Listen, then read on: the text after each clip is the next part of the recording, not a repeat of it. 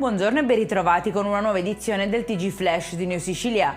In apertura Maxi Blitz dei Carabinieri nell'Agrigentino scongiura una probabile nuova guerra tra mafie. Scattano 29 fermi, tra questi c'è anche il fratello del boss Gerlandino Messina.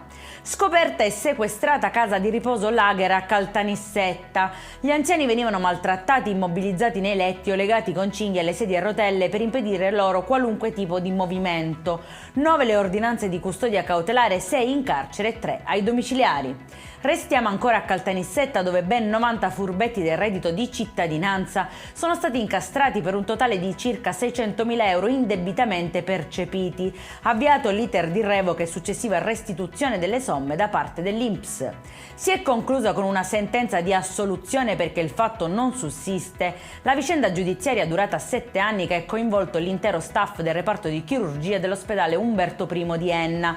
I medici erano accusati di omicidio colposo per non aver effettuato un intervento che secondo l'accusa avrebbe potuto salvare una paziente poi deceduta nel 2017. Dalle indagini invece è emerso che a causare il decesso della donna è stata una complicanza insorta per un problema polmonare congenito che non era mai stato diagnosticato prima.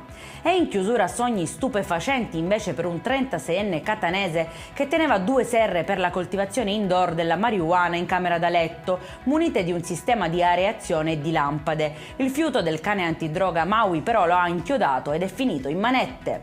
Per questa edizione è tutto, prossimo appuntamento alle 19:30. Buona giornata!